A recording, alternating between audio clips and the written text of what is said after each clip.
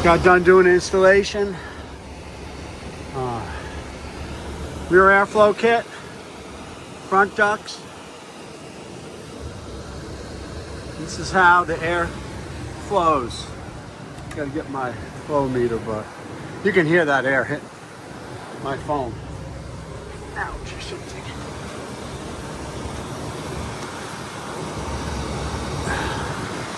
There you go, middle vents. Look how hard it's blowing. Okay, let's get to the rear vents. All fixed. Done. I got it on high. Now, if you say, oh, the blower motor makes some noise. Well, when you have it on high, it does. But you know what that noise is? Airflow. After you... Okay, so this is on high. Okay, so it's a little loud. It's moving air. Okay, now don't forget there's no seat here. Usually when the seat's over, it's a little more quiet, but now I just put it not even 3/4, just a point or two down. Lower the air now.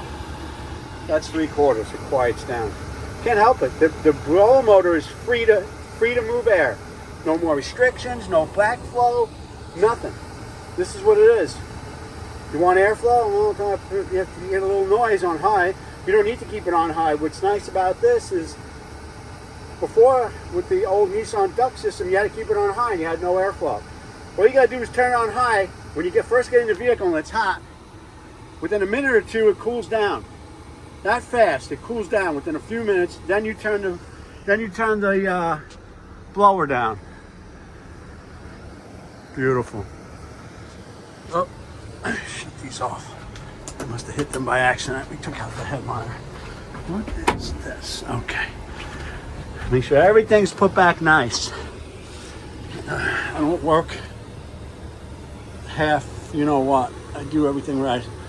Okay, and the headliner, sometimes the magnets, it's tough because you got insulation there. We're only working with an inch of room. But once that insulation starts to crush, these will make good contact with the roof.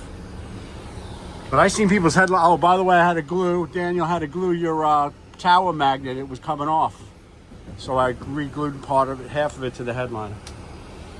Okay, all done. Rear airflow kit, ice cold. High airflow.